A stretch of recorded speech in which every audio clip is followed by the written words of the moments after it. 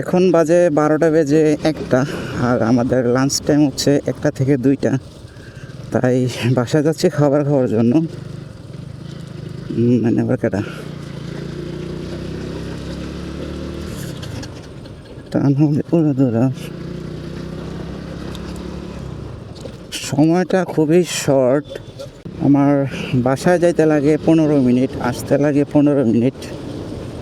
এখানে হচ্ছে 30 মিনিট, আর 30 মিনিটে খাবার খেতে সময় লাগে। সময়টা আসলে খুবই কম। যাব হচ্ছে র্যাব অফিসের সামনে দিয়ে। স্টার্টটা বন্ধ হয়ে গেল, বুঝলাম না স্টার্টটা কেন বারবার বন্ধ হয়ে যায়। যাব হচ্ছে ওই র্যাব অফিসের সামনে দিয়ে, কারণ এই স্টার্ট কেন বন্ধ হয়ে যায়। যাব হচ্ছে র্যাব অফিসের সামনে দিয়ে, কারণ আমার বাইকের কোনো কাগজপত্র নাই, অ্যান্ড লুকে লুকে চালাই। যতদিন বাইকের কাগজপত্র না করছি এই আর কি। যদি শহরে উঠে বাইক নিয়ে তাহলে আমার বাইকও যাবে, আর সাথে তো মামলা আছেই, বোঝেনি। বিশেষ স্টাইল দেখাতে গেলে তো আবার দামও কইরা।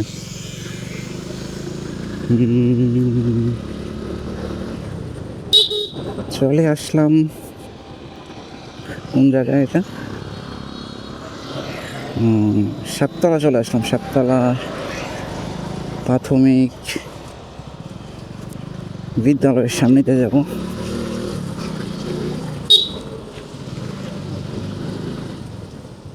চিপা চাপা দিয়া চালাই, কিছু করার নাই, যেহেতু বাইকের কাগজ নেই, কিছু করার নাই।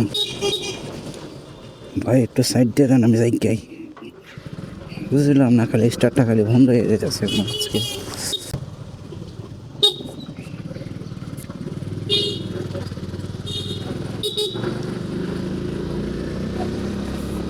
রোডটা মনে হয় ইদানিং কাজ করছে, যার কারণে রোডটাকে নতুন দেখাচ্ছে অনেকটাই।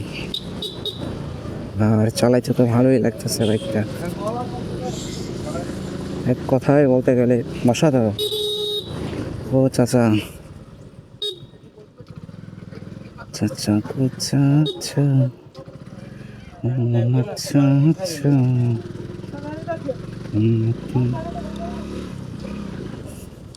চলে আসলাম গোবিন্দপুর। স্টার্টটাও যায় বন্ধ হইয়া, বুঝলাম না স্টার্ট কেন বারবার বন্ধ হচ্ছে। চলে আসলাম গোবিন্দপুর। চলে যাবো এখন দৌলতপুরে। তো রাস্তা ভাঙা ভঙ্গা দিয়ে চলে যায়, ভালো লাগে না। ইদানিং অনেকদিন হয়েছে একটা কাজ করছে জায়গাটা, কোটবাড়ি থেকে টমসম ব্রিজ পর্যন্ত। তো জায়গাটা এমন ভাঙা ভাঙা অবস্থা খারাপ। তারপরও ইটের ফালাইছে, চরিং দিছে, কি বলে এটাকে, ইট দিয়ে রাস্তা বানাইছে। এই তো কাকা যে একটা মুফা দিয়েছিলেন, আমি তো গেছিলাম, উল্টে কুলতেটা লগে নাই আমার। ওই কাকার সামনে একটা ভাঙার কারণে আমাকে একটা চাপ দিছে, আমি এরম করছি আর কি।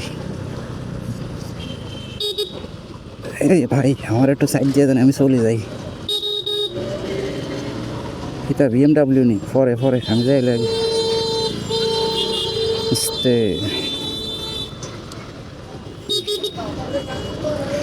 ভাই সময় কম, তাড়াতাড়ি, এটা কোনো কথা? দৌলতপুর চলে আসলাম। আইসা দেখি এনে মহা জাম। একদিক দিয়ে ভালো নামাইতেছে, আর একটিতে গাড়ি যাইতেছে, আর কয়েকটা অটো যাইতেছে। বেশ বলা যায় ভালোই জাম। পিছিয়ে দিয়ে মেরে দিয়ে না, আবার সাইন উঠতে লাগছিলাম, পারলাম না, দাঁড়াই গেছে গাড়িটা। আবার একটু উঠছি। বাইকের ব্রেকটা মনে ইদানিং কম কাজ করতেছে। কি একটা অবস্থা রে ভাই, আমাদেরকে একটু সাইড দিলে তো আমরা চলে যেতে পারি। ওই আরেকজনে কই তাকে রাস্তা বেরোতেছে। চলে আসলাম। রে ভাই তো দাঁড়া না, ও হাতটি ব্যথা করতেছে। বাসার কাছাকাছি চলে আসছি।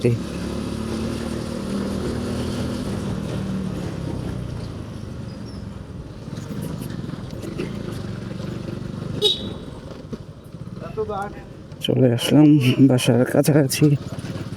সবাই ভালো থাকবেন, সুস্থ থাকবেন। আল্লাহ হাফেজ।